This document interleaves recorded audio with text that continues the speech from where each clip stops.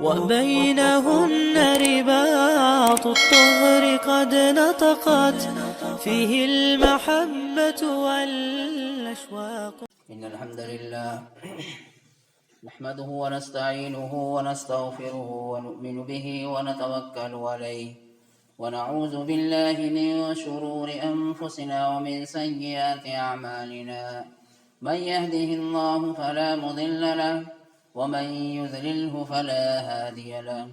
وأشهد أن لا إله إلا الله وحده لا شريك له وأشهد أن محمدا عبده ورسوله. أما بعد، فإن خير الحديث كتاب الله، وخير الهدي هدي محمد صلى الله عليه وسلم، وشر الأمور محدثاتها، وكل محدثة بدعة، وكل بدعة ضلالة، وكل ضلالة في النار. أعوذ بالله من الشيطان الرجيم. بسم الله الرحمن الرحيم. يا أيها الذين آمنوا اتقوا الله حق تقاته ولا تموتن إلا وأنتم مسلمون. يا أيها الناس اتقوا ربكم الذي خلقكم من نفس واحدة وخلق منها زوجها وبث منهما رجالا كثيرا ونساء. واتقوا الله الذي تساءلون به والأرحام إن الله كان عليكم رقيبا. يا أيها الذين آمنوا اتقوا الله وقولوا قولا سديدا يصلح لكم أعمالكم ويغفر لكم ذنوبكم، ومن يطع الله ورسوله فقد فاز فوزا عظيما. بسم الله الرحمن الرحيم. قاف والقرآن المجيد بل عجبوا أن جاءهم منذر منهم فقال الكافرون هذا شيء عجيب. أئذا متنا وكنا ترابا ذلك رجع بعيد. قد علمنا ما تنقص الأرض منهم وعندنا كتاب حفيظ. بل كذبوا بالحق لما جاءهم فهم في أمر مريج. أفلم ينظروا إلى السماء فوقهم كيف بنيناها وزيناها وما لها من فروج. والأرض مددناها وألقينا فيها رواسي وأنبتنا فيها من كل زوج بهيج. تبصرة وذكرى لكل عبد منيب. ونزلنا من السماء ماء مباركا فأنبتنا به جنات وحب الحصيد والنخل باسقات لها طلع نضيد رزقا للعباد. وأحيينا به بلدة ميتا كذلك الخروج. كذبت قبلهم قوم نوح وأصحاب الرس وثمود وعاد وفرعون وإخوان لوط وأصحاب الأيكة وقوم تبع كل كذب الرسل فحق وعيد. أفعينا بالخلق الأول بل هم في لبس من خلق جديد. وقال الله تبارك وتعالى في موضع آخر. بسم الله الرحمن الرحيم. ولقد يسرنا القرآن للذكر فهل من مدكر.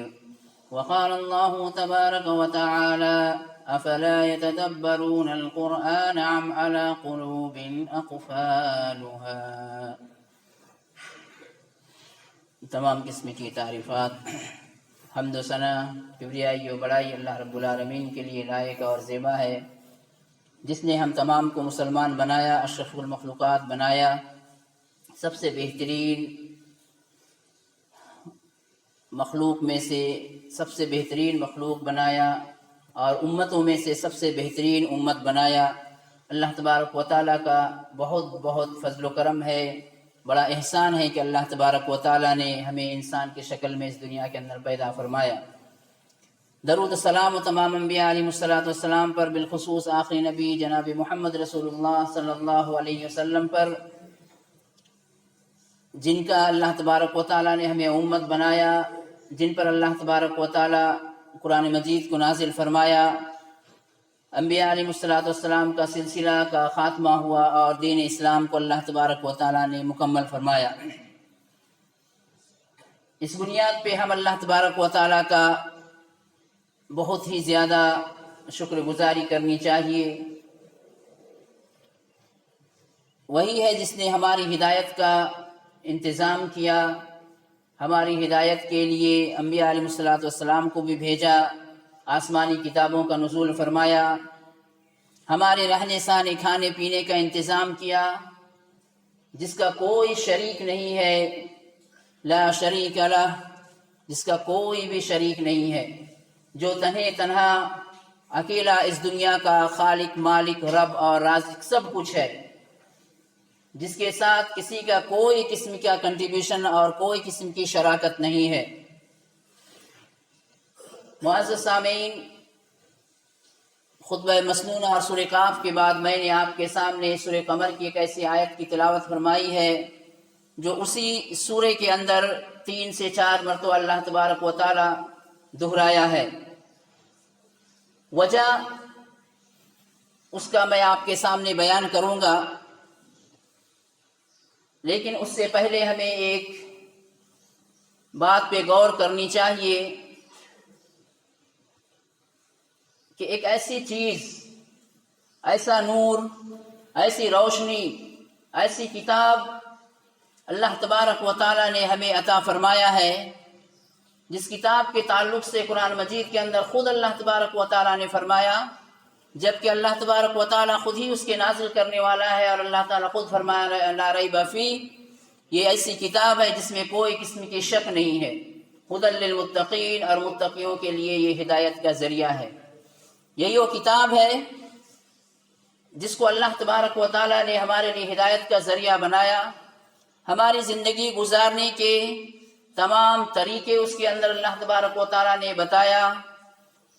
یہی وہ کتاب ہے جس کے ذریعے اللہ تبارک و تعالی قوموں کو عزت بخشتا ہے، اور یہی وہ کتاب ہے جس کو نہ ماننے اور اس کے راہ پر نہ چلنے کی وجہ سے اللہ تبارک و تعالی ذلت کے گھڑے میں ڈال دیتا ہے۔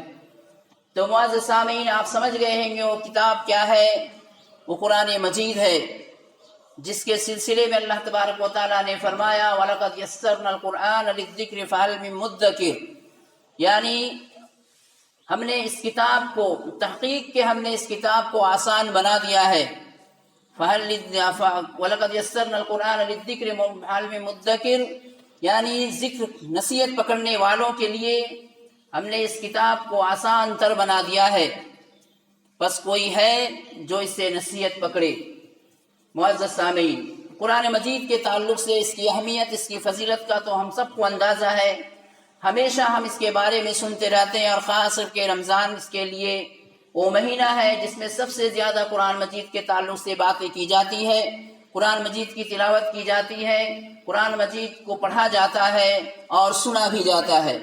آج ہم اس کتاب کے سلسلے میں ایک اس بات پر غور کرتے ہیں کہ یہ کتاب ہماری زندگی میں کتنا اثر میں ہے، اس کتاب سے ہمیں کتنی شغف ہے، اس کتاب سے کتنا ہمیں محبت ہے، اس کتاب کو ہم کتنا چاہتے ہیں، کیونکہ یہ ایک ایسی کتاب ہے جو انسان اور خاص کر کے ایمان والوں کے لیے، مومن اور مسلمان کہلانے والوں کے لیے ایک بھی قدم بغیر اس قرآن کے ہٹ نہیں سکتی ہے، یعنی ہر قدم پہ اس قرآن کی ضرورت پڑتی ہے، ہر قدم پہ اس کتاب کی ضرورت پڑتی ہے، کیونکہ اللہ تبارک و تعالی نے اس کو رہنمائی کے طور پہ ہی نازل فرمایا ہے۔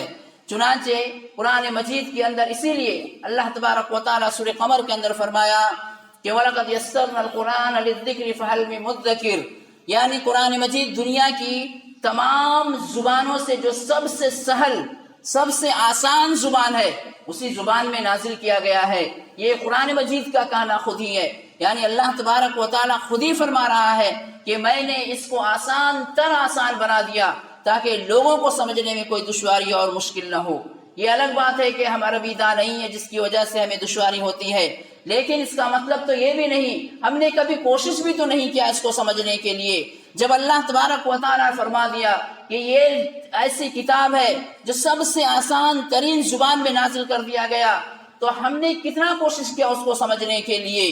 ہم نے کوشش بھی اپنی جانب سے نہیں کیا، جس کی وجہ سے آج اس کتاب سے دوری کا نتیجہ یہ ہو گیا ہے کہ اس دنیا کے اندر سب سے زیادہ اگر مظلومیت کا کوئی کتاب شکار ہے تو وہ قرآن مجید ہے۔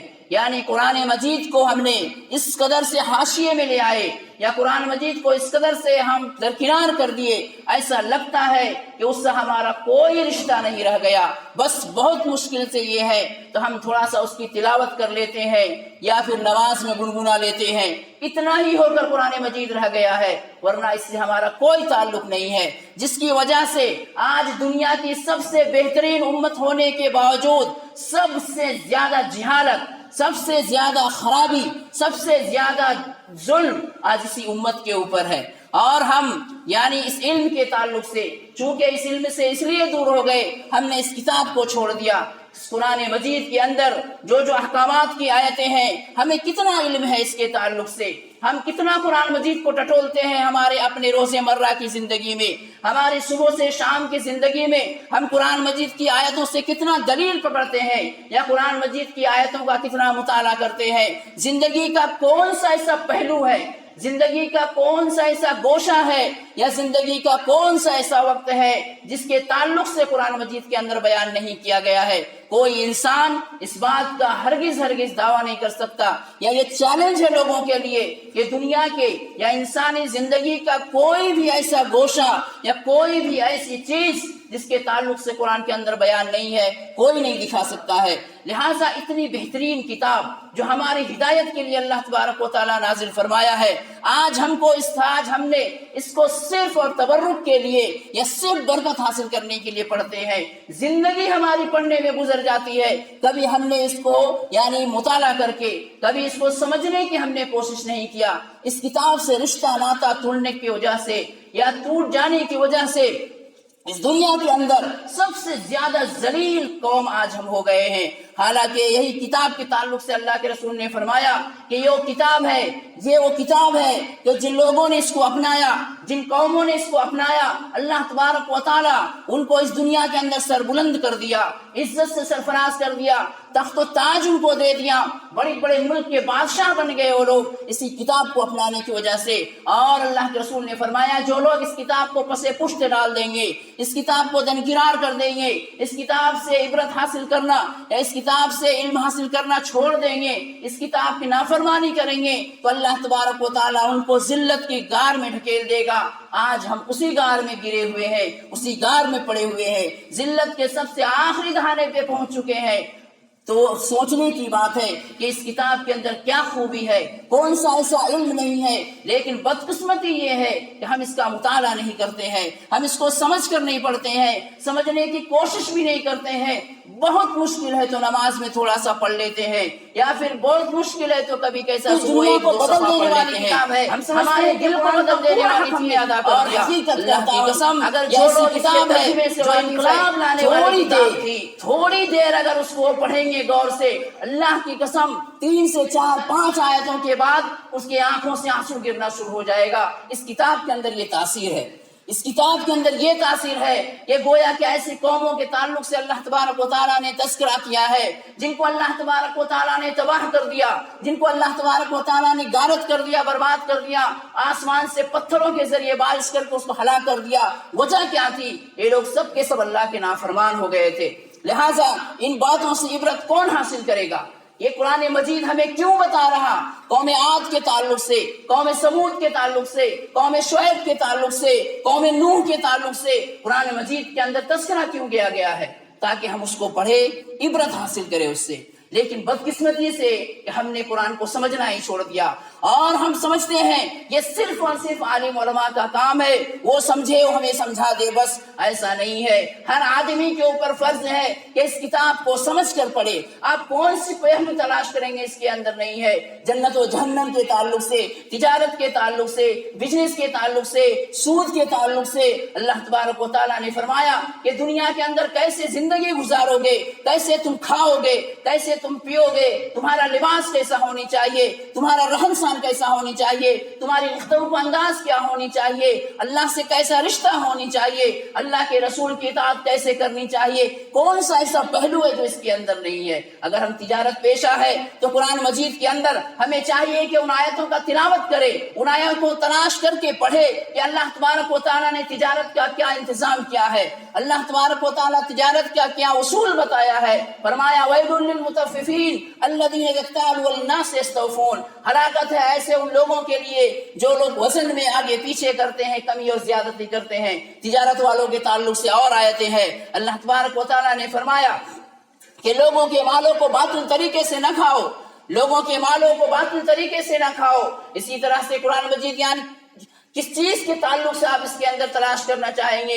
جنت کے تعلق سے اللہ تبارک و تعالیٰ جو ہمارے اوپر چند چیزوں کو مکلف کیا ہے یا ہمیں چند چیزوں کا پابند بنایا ہے، نماز کا ہو، روزہ کا ہو، صدقہ و خیرات کا ہو، حج کا ہو، ان تمام چیزوں کا پابند بنایا ہے، تو اس کے عوض میں اللہ تبارک و تعالیٰ مومن بندوں کے لیے جو تیار کر کے رکھا ہے، قرآن مجید کی سورہ رحمان پڑھیں گے، سورہ قمر پڑھیے، اللہ تبارک و تعالیٰ کتنا خوبصورت انداز میں جنت کا تذکرہ فرماتا ہے۔ یہ دنیا کے انسان تصور نہیں کر سکتے ہیں، اتنا بہتر انداز میں اللہ تعالیٰ قرآن مجید کے اندر اشارہ فرمایا۔ اسی طرح سے نافرمانیوں کے تعلق سے اللہ تبارک و تعالیٰ جہنم کا ایسا تذکرہ کیا ہے، اگر ہم غور سے پڑھیں گے، اگر ہم اس کو توجہ کے ساتھ پڑھتے ہیں، اگر اس کو ہم دل سے پڑھیں گے تو یقیناً انسان کی آنکھوں سے آنسو بہہ جائیں گے۔ اللہ تبارک و تعالیٰ نے فرمایا جہنمیوں کے تعلق سے خذوہ فغلوا ثم الجحیم صلوا ثم فی سلسلۃ ذرعها 70 ذراعا فاسلکوہ انہ کان لا یؤمن باللہ العظیم ولا یحض علی طعام المسکین فلیس له اليوم ہاہنا حمیم ولا طعام الا من غسلین۔ یہ ایسی آیتیں ہیں کہ اللہ تبارک و تعالیٰ قیامت کے دن جہنمیوں کہے گا کہ پکڑو اسے، باندھو زنجیروں سے، اس نے دنیا کے اندر میرے اوپر میرے فرما برداری نہیں کی، اس کو قیامت کے دن کے ایمان نہیں تھا، یہ لوگوں کے ساتھ صحیح پیش نہیں آیا کرتا تھا، اس کے کھانے کیا ہوں گے؟ اس جہنمی کے کھانے خون اور بیف ہوں گے۔ تو معزز سامعین، یہ ایسی چیزیں ہیں کہ انسان کو بہت غور سے پڑھنی چاہیے، اور اسی وجہ سے قرآن مجید کو نازل کیا گیا ہے۔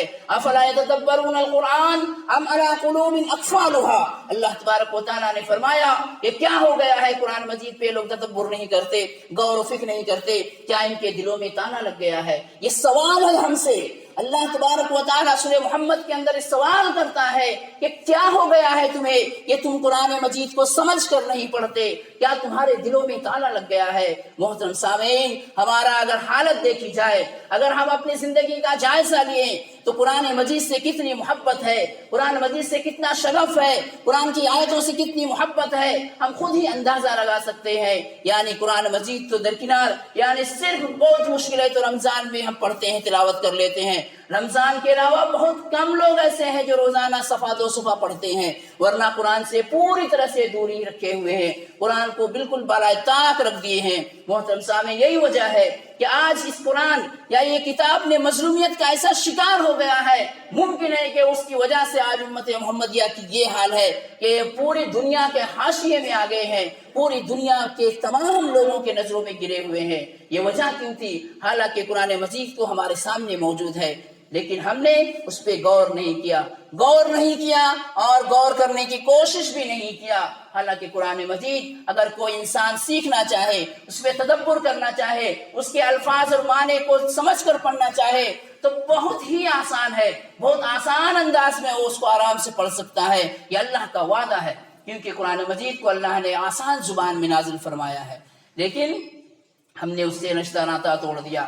آج ہم کتنا اس کو، یعنی آپ غور کریں گے کہ ہماری زندگی جن چیزوں سے جڑی ہوئی ہے، ہم سوشل میڈیا سے جڑے ہوئے ہیں، ہمارے ہاتھ میں ایک موبائل 24 گھنٹہ رہتا ہے، ممکن ہے کہ جتنی نیند آ جائے اس کے علاوہ ہمارے ہاتھ میں رہتا ہے، لیکن کوئی یہ کہہ سکتا ہے کہ شوق سے میں کبھی ہر روزانہ آدھا گھنٹہ قرآن مجید اس کی تلاوت سنتا ہوں؟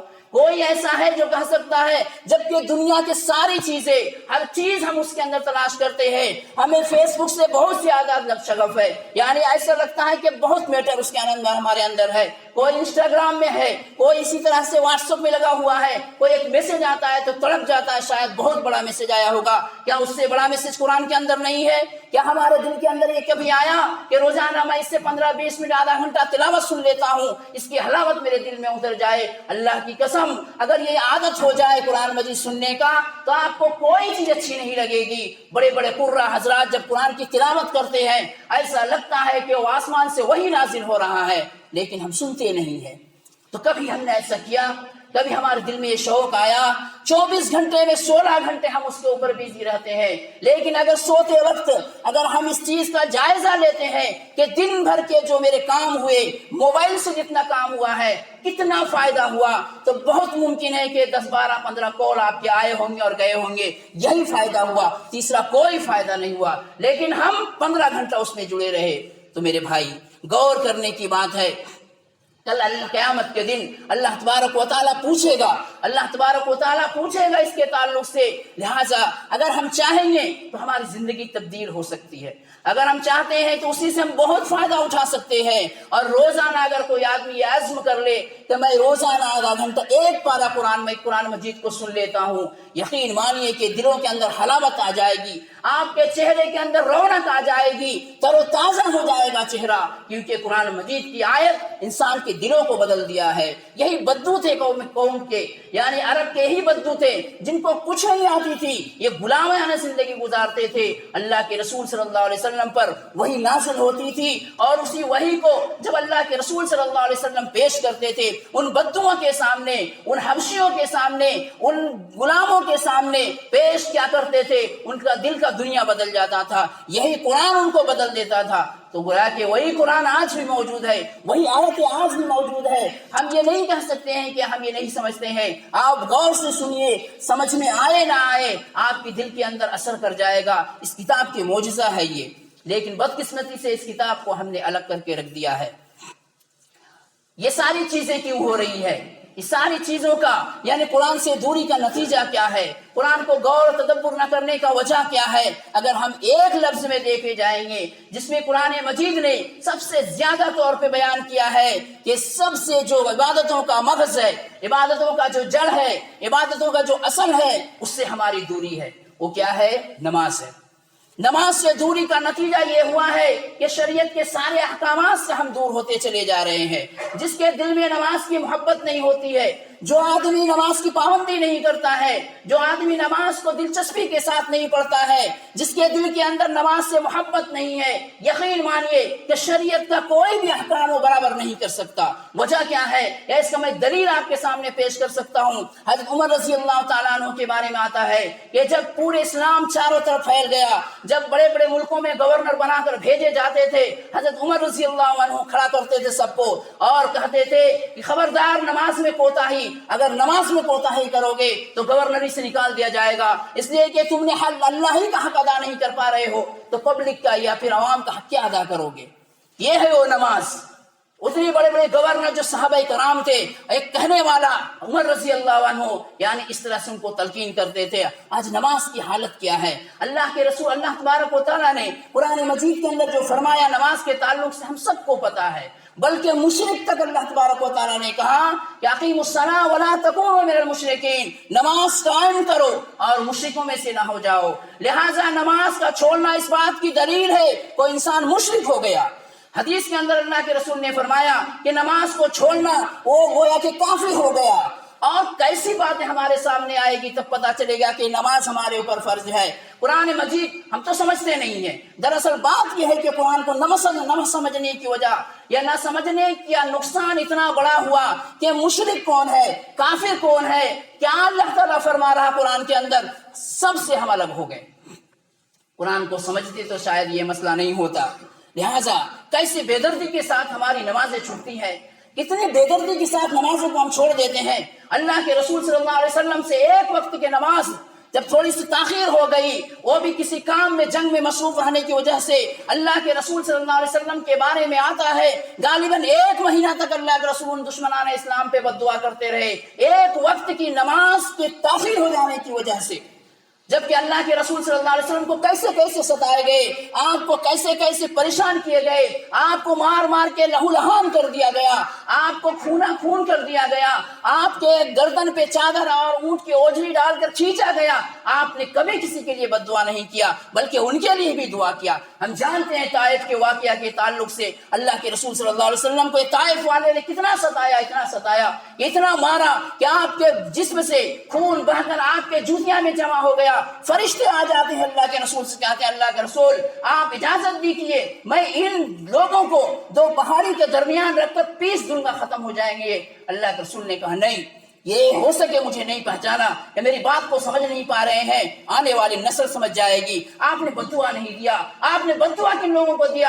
ان لوگوں کو دیا جو لوگ نماز میں تاخیر کا سبب بنتے ہیں۔ محترم سامعین، سوچنے کی بات ہے نماز کیا چیز ہے، لیکن ہم نماز سے کیا کر بیٹھے ہیں جس کی وجہ سے آج ہماری حالت یہ ہو گئی ہے۔ مجھے نہیں سمجھ میں آتا ہے ہم اپنے آپ کو مسلمان کیسے کہہ سکتے ہیں جبکہ قرآن تو مشرک کہہ دیا اس کو، حدیث کے اندر کافر کہہ دیا گیا۔ یہ من ترک الصلاۃ متعمدا فقط کفر، جان بوجھ کے ایک وقت کی نماز چھوڑ دیا تو کفر میں چلا گیا۔ اور کیسی باتیں آتی، ایسا تو نہیں ہے کہ معجزہ سامنے آ جاتا، یہ معجزہ کا تو وقت ختم ہو چکا ہے، معجزہ کا دور ختم ہو گیا، اور اسی بنیاد پہ اللہ تبارک و تعالیٰ نے قوموں کو ہلاک کیا۔ جب نبی انبیاء علیہ السلام لوگوں کے سامنے اللہ تبارک و تعالیٰ کی باتوں کو بتاتے تھے، اللہ تبارک و تعالیٰ کی پیغامات کو سناتے تھے، وہ کہتے تھے اے محمد ہم آپ کی باتوں کو نہیں مانیں گے یہاں تک کہ آپ یہ معجزہ لے آئیے۔ چاہے وہ اسی طرح سے دوسرے انبیاء کو بھی مطالبہ کیا کرتے تھے۔ تو آج کیا ہم حدیث و قرآن کے رہتے ہوئے یہی چیز مطالبہ کریں گے کہ ہم ان قرآن حدیث کو نہیں مانتے ہیں جب تک کہ ہمارے سامنے کوئی معجزہ نہ آ جائے؟ تو معجزہ کا دور تو ختم ہو گیا، انبیاء کا دور بھی ختم ہو گیا۔ اب اس قرآن و حدیث کے اندر جو باتیں ہیں اسی پہ من و ان یقین بھی کرنا ہے، اسی پہ عمل بھی کرنا ہے، ورنہ کل قیامت کے دن بہت مشکل ہو جائے گی اور بہت شرمندہ ہونا پڑے گا اور عذاب کے مستحق ہم ہو جائیں گے۔ سب سے بڑا ظلم ہم نے اپنے اوپر یہ کیا ہے، جس خالق نے ہمیں پیدا کیا اس کے تعلق سے ہمیں کچھ پتا نہیں ہے، جبکہ اللہ نے قرآن کے اندر فرمایا ان فی خلق السماوات والارض واختلاف اللیل والنہار لآیات لأولی الالباب۔ اے عقل مندو، اے عقل رکھنے والو، اے سوچ سمجھ رکھنے والو، اے غور و فکر کرنے والو، اللہ کی کائنات کا تم مشاہدہ کرو، اللہ کے کائنات کا اندازہ لگاؤ، اس میں غور و فکر کرو۔ ان فی خلق السماوات والارض واختلاف اللیل والنہار، آسمان و زمین، دن اور رات کا یہ جو آنا جانا ہے، یہ جو آسمان و زمین ہے، یہ جو ہوا اور پانی ہے، یہ کس نے دیا تم کو؟ کس کی چیز ہے جس سے تم فائدہ اٹھا رہے ہو؟ اگر وہی اللہ ایک منٹ کے لیے اگر ہوا کو روک دے تو ہماری زندگی بالکل کھجور کے درخت کی طرح ہم نیچے زمین پہ پڑ جائیں گے، ختم ہو جائیں گے صفحہ ہستی سے۔ وہ اتنا بڑا خالق کائنات ہے، اس کی عبادت میں کتنی کوتاہی کرتے ہیں ہم۔ اور خاص کر کے ایسے گاؤں دیہات کی حالت تو یہ ہے کہ مسجدیں پوری سے پوری خالی ہو جا رہی ہے۔ جمعہ کے تعلق سے ہمیں نہیں پتا کہ اللہ کے رسول نے کتنا ثواب کہا ہے۔ 12 بجے تک مشکل سے 2 لوگ مسجد میں بیٹھے ہوئے تھے۔ کیا ہمارے دل کے اندر کچھ بھی ایسا نہیں ہوتا ہے؟ ہمیں مرنا نہیں ہے کیا؟ ہمیں ثواب کا حقدار نہیں ہونا ہے؟ کل قیامت کے دن اللہ کے سامنے کیا جواب دیں گے؟ اللہ کے رسول نے کتنی برکتیں، اللہ کے رسول نے کتنی فضیلتیں بیان کی جمعہ کے دن۔ یہ جو اول وقت پہ آئے گا اتنا ثواب، اس کے بعد آئے گا اتنا ثواب، پھر جو لوگ اذان کے بعد آتے ہیں ان کو عام دنوں کی نماز کے تعلق سے ثواب ملے گا، جمعہ کا ثواب، کیونکہ ان کا جو خاص مختص جو رجسٹر ہے اس پہ اس کا نام نہیں چڑھا۔ ہم نہیں جانتے ہیں، یہ بچپن سے سنتے آ رہے ہیں، اس کے باوجود جمعہ کے دن بھی ہم تاخیر سے آتے ہیں۔ جمعہ کے دن تھوڑا سا اگر ہم چل پہلے آ کے اگر یہاں پہ بیٹھتے، تسبیح پڑھتے، اسی طرح سے درود شریف پڑھتے وغیرہ تو کتنا نیکی ملتا۔ حالانکہ سب کے سب گھر میں رہتے ہیں، ایسا نہیں کہ ہم بہت بزی رہتے ہیں، ہم گھر میں رہتے ہیں، ہم گپ کرتے رہتے ہیں، ہمیں اس بات کا احساس نہیں ہوتا ہے کہ آج جمعہ ہے، ہم تھوڑا مسجد جلدی چلے جائیں، تھوڑا قرآن کی تلاوت کر لیتے ہیں، تھوڑا 2 سجدے زیادہ اللہ کے لیے کر لیتے ہیں، تھوڑا تسبیح کر لیتے ہیں، ممکن ہے کہ میری یہ محنت کل قیامت کے دن کام آ جائے۔ سب ہم گھر میں ہیں تو اور کوئی سا معجزہ تو نہیں آئے گا جس کو دیکھ کے ہم ایمان لائیں گے۔ لہٰذا میرے بھائیوں، اس بات کا بڑا افسوس ہے، مجھے اس بات کا بڑا افسوس ہے کہ ہماری مسجدیں خالی ہو گئی۔ آتے آتے لوگوں نے کہا کہ مسجدوں کی صفیں خالی ہوتی جا رہی ہے۔ اتنی ساری لوگ ہیں، ہماری مسجدیں کیوں خالی ہوگی؟ کیا ہم کافر ہو گئے؟ کیا ہم مشرک ہو گئے؟ کیا ہم اللہ کو نہیں جانتے ہیں؟ کیا اللہ کے رسول کے باتوں میں ہمیں ایمان نہیں ہے؟ کیا کل قیامت آنے والی نہیں ہے؟ کیا اللہ کے سامنے جواب دینا نہیں ہے؟ جنت و جہنم کا فیصلہ ہونے والا نہیں ہے؟ جب سب کچھ ہونے والا ہے تو اتنی کوتاہی کیسی ہے زندگی سے؟ آخر کون سی چیز ایسی ہے؟ لوگ دکانوں میں، لوگ یہاں وہاں چوراہوں پہ گپ بازی کرتے ہیں، اذان ہوتی ہے، نماز ہو جاتی ہے، کبھی کبھی جماعت نہیں ہو پاتی ہے لوگوں کی کمی کی وجہ سے۔ یہ کتنا افسوس کی بات ہے۔ آخر یہ ساری چیزیں کب سمجھ میں آئے گی؟ 40 سال کے بعد یا 50 سال کے بعد؟ یہاں تو نماز 10 سال سے فرض ہو رہا ہے۔ محترم سامعین، آج ہمیں چاہیے، آج ہماری یہی وجہ ہے کہ بے راہ روی کا اتنا شکار ہم ہو چکے ہیں۔ ہمارے جوان چاہے لڑکے ہوں چاہے لڑکیوں ہوں، گھروں کی حالت دیکھے، نمازوں سے دور، نماز سے دور، قرآن سے کوئی مطلب نہیں، ان کا رات کب ہو رہا ہے دن کب ہو رہا ہے ہمیں کچھ پتہ نہیں چلتا ہے۔ ایسی زندگی کیسے گزرے گی؟ ایسی زندگی کیا فائدہ رہ کر دنیا کے اندر؟ کل قیامت کے دن اللہ کو ہم کیا جواب دیں گے؟ تو میری گزارش آپ سے یہ ہے کہ ایک بات میں آپ کے سامنے کہتا ہوں کہ آپ اس بات کا حد کیجئے، جس موبائل فون کو کل قیامت کے دن ممکن ہے کہ ہمارے لیے زحمت ہو جائے، اس کو رحمت بنائیے۔ رحمت بنانے کا طریقہ یہ ہے کہ آپ اس بات کا عہد کر لیجئے کہ روزانہ مجھے اس سے ایک پارہ قرآن مجید سننا ہے۔ آپ کو جس قاری کا اچھا لگے آپ اس قاری کا تلاوت کو سنیے، غور سے سنیے۔ روزانہ آپ اپنے آپ سے وعدہ کیجئے کہ میں روزانہ ایک پارہ بلا ناغہ پابندی کے ساتھ سنوں گا۔ پھر 1 مہینے کے بعد آپ ہم سے کہیے گا، آپ کا دن کا دنیا بدل جائے گا۔ اللہ کی قسم، آپ کے چہرے کی رونق بدل جائے گی، آپ کا دل کا دنیا بدل جائے گا۔ دل کے اندر ایک عجیب سی خوشی محسوس ہوگی۔ آپ کو کچھ نہیں ہوگا، ہو سکے آپ کے پاس کھانے کی سامان موجود نہ ہو، لیکن آپ کے دل کے اندر بڑی خوشی ہوگی۔ تو محترم سامعین، یہ ایک کام کرنا ہے۔ دوسری بات یہ ہے کہ نمازوں کی پابندی ہونی چاہیے، نماز کی پابندی کرنی ہی پڑے گی۔ تو اللہ سے دعا ہے کہ اللہ تبارک و تعالی ہم تمام مسلمانوں کو صحیح طور پہ زندگی گزارنے کی توفیق عطا فرمائے، قرآن حدیث کے مطابق زندگی گزارنے کی توفیق عطا فرمائے، نمازوں کی پابندی کرنے کی توفیق عطا فرمائے، قرآن مجید سے محبت اور قرآن مجید کو سمجھ کر پڑھنے کی توفیق عطا فرمائے، قرآن مجید کی کثرت سے تلاوت کرنے کی توفیق عطا فرمائے۔ آمین وآخر دعوانا الحمدللہ رب العالمین۔ بارک اللہ لنا ولکم فی القرآن المجید ونفعنا وإیاکم بالآیات والذکر الحکیم۔ انہ تعالی جواد کریم ملک رؤوف رحیم ورب حلیم۔